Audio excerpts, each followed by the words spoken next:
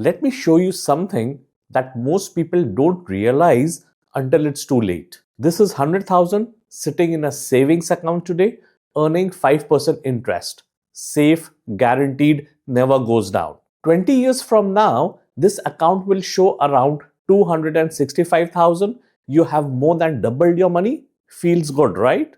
But here's what that 265,000 will actually buy in 20 years. Roughly what 146,000 buys today. You didn't lose money on paper, but you lost nearly half your purchasing power. And this is the invisible risk that is destroying retirement plans right now. I'm seeing professionals across the GCC pull money out of investments and park it in cash because 5% feels safe. And I understand why. Markets feel uncertain, returns have been disappointing, and your bank is guaranteeing you 5%. But there are two things most people don't see when they make this move. The first is how this decision affects your long-term goals. The second is what the evidence actually shows about cash versus stocks over 20-year periods. I'm going to walk you through both, show you the real mathematics, and help you understand which risk actually matters for your retirement. Because the risk you feel isn't always the risk that destroys your plan. This is about making a decision you can live with for the next 30 years, not just for the next 30 days. And the place I see this mistake most often is with cash. Cash feels safe. The number never drops. But here's the maths most GCC expats miss. That safety comes with a hidden cost. One that shows up 20 years from now, not today. I'm Khalid Shamim. I have spent 17 years helping expats build portfolios that actually work across decades. Today, I'm walking you through the real mathematics, not opinions, of cash versus investing, and showing you what the evidence says when your horizon is 20 years or longer.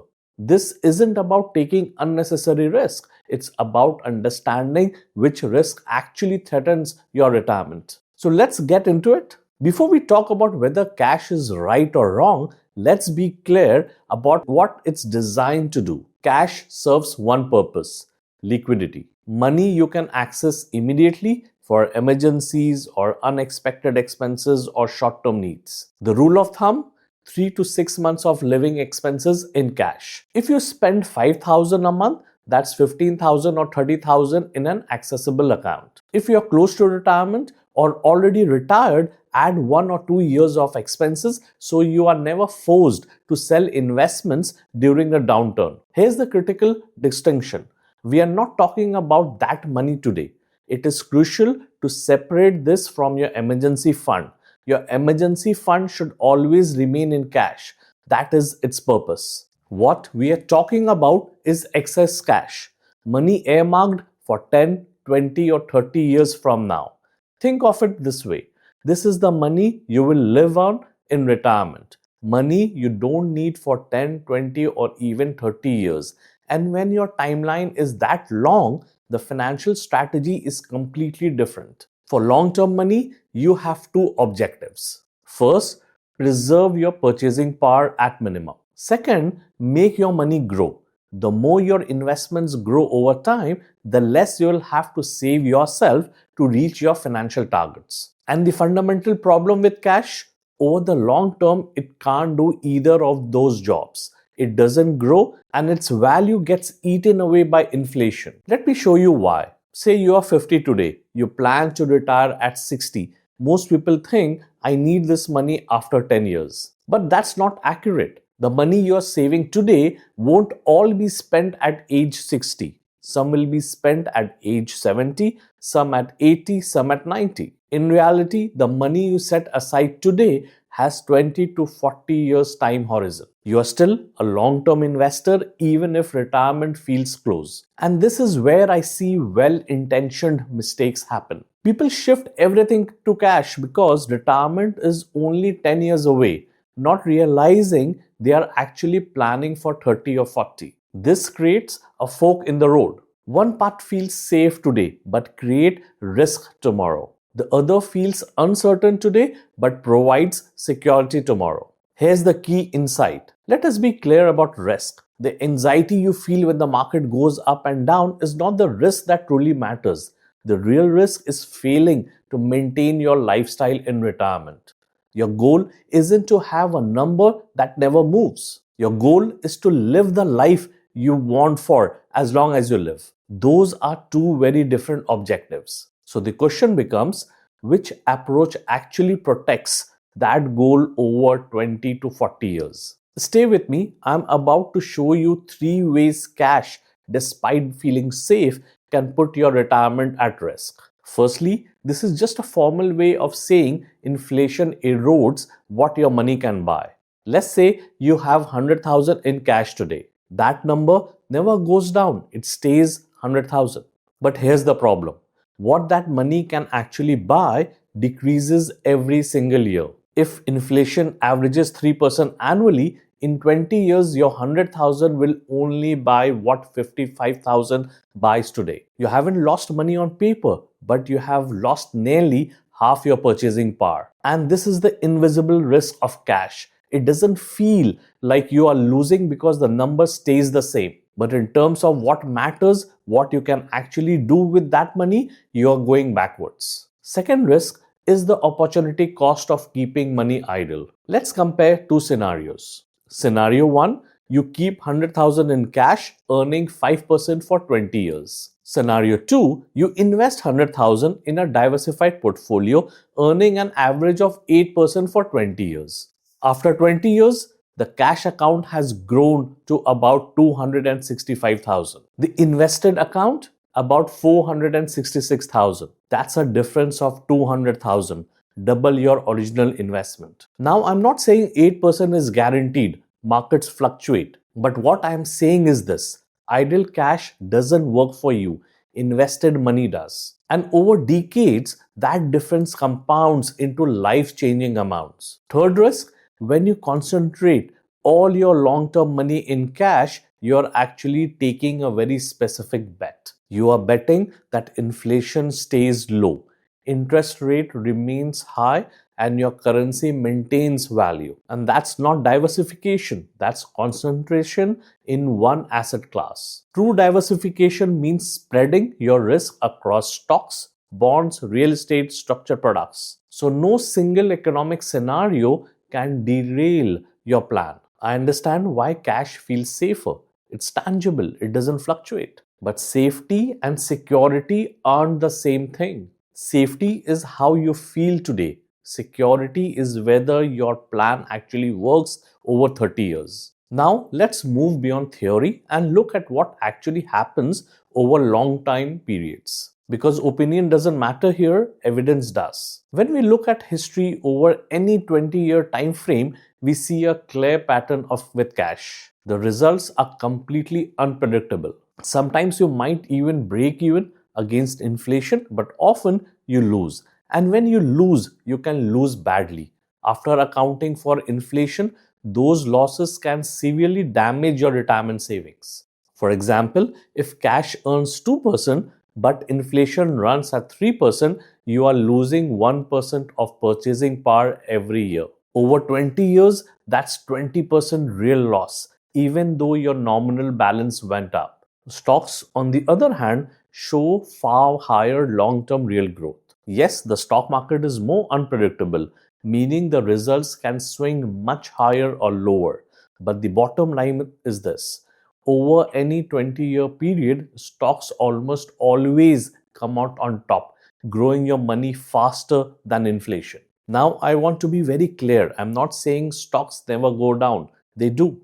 I'm not saying you won't experience volatility. You will. What I am saying is this. Over the time horizon that actually matters for your retirement, 20 to 40 years, the evidence strongly favors diversified equity exposure over sitting in cash. Short-term volatility is real, but it's not the risk that destroys retirement plans. Remember, the risk that truly destroys plan is your money failing to grow, leaving you with less and less purchasing power over time. This brings us to a crucial point that might surprise you, especially in today's environment where cash rates are at 5% or even higher. People often think the stock market aims for a fixed number like 10% a year, but that's not how it works. Instead, the market is built on a simple common sense idea.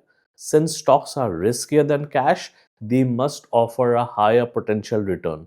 Otherwise, why would anyone bother taking the risk? Historically, that extra reward for taking the risk has been about 4 to 6% on top of whatever you can get from cash. So when safe cash is only paying 1%, investors expect stock returns to be in the range of 5 to 7%. But when cash rates rise to 5% as they have recently, the expected returns from stock market also have to rise to the range of 9 to 11% to keep that extra reward attractive. What does this mean in plain English? When cash looks attractive at 5%, it often signals that future stock returns are priced to be even more attractive. We saw this in the early 1980s when cash rates were high. People piled into cash. The following decade delivered some of the best stock market returns in history. Now, does this mean you should time the market? Absolutely not. Timing is impossible and dangerous. What it does mean is this. So don't let today's high cash rates trick you into staying on the sidelines. Historically, periods of high cash rates have often been followed by long-term equity returns. In other words, high cash rates aren't a reason to avoid investing. They are often a signal that future growth potential is improving. Now, you might be thinking, sure, stocks might do well, but what if they don't? And you are right to think that way. Over 1, 2, or even 3 years, stock returns can be unpredictable. They can look great or disappointing on paper. And when you are living through those ups and downs, it feels uncomfortable. But that feeling of uncertainty is emotional, not mathematical. Over 20 to 40 years, staying invested has historically been far less risky than sitting in cash and letting inflation do the damage. But here's what I need you to understand. Your retirement isn't a 3-year goal, it's a 30-year goal. The biggest risk to your long-term outcome isn't market volatility. It's behavioral mistakes driven by short-term thinking. Things like chasing performance, moving to whatever did well last year, or market timing, trying to get in and out at the perfect moments, or panic selling, abandoning your plan during downturns, paralysis, sitting in cash, waiting for the right time that never comes. The investors who succeed over decades aren't the ones who make brilliant tactical moves. They are the ones who own a diversified portfolio, contribute consistently, and don't react to short term noise. This is why I'm a strong believer in automation. Set up a systematic contributions to your investment accounts. Remove the emotional decision making from the process. Because here's the truth. You can't control what markets do next month or next year. But you can control your behavior, your consistency, and your time horizon. And over 20 to 40 years, those are the factors that determine whether you retire comfortably or struggle. So let me give you a framework you can actually use starting today. Step 1 is ring fence your liquidity. Calculate 3 to 6 months of expenses and keep that in cash. If you're near retirement, add 1 to 2 years as a buffer. Now, this is non-negotiable. You need this safety net. Step 2 is invest the surplus. Everything beyond your liquidity needs should be working for you. For most people, that means a low-cost, globally diversified equity index fund as the core holding. If you want to add stabilizers, maybe higher quality stocks, some bonds, or structured solutions like capital protected notes. That's fine. But don't abandon growth entirely just because the market feels uncertain. Step 3, set a review process. Don't check your portfolio every day or every week. Set quarterly or semi-annual reviews where you assess progress against your real purchasing power goals, not against last month's market movements. Measure success by whether you are on track to maintain your desired lifestyle, not by whether your account balance went up or down this quarter. And remember, the goal isn't to have a number that never fluctuates. The goal is to have enough purchasing power to live the life you want for as long as you live. Those are two key different objectives and they require two very different strategies. So here's the bottom line. Cash feels safe because it doesn't move. But for long-term goals, the risk you feel, volatility, isn't the risk that matters. The risk that matters is whether your money maintains its purchasing power and grows enough to support your retirement. Keep enough cash to sleep well tonight. Invest the rest to retire well in 20 years. That's the balance. If this helped clarify your thinking, I will appreciate if you would share it with someone who's wrestling with this same decision. And you have questions about your specific situation, leave them in the comments. Thanks for watching and I'll see you in the next one.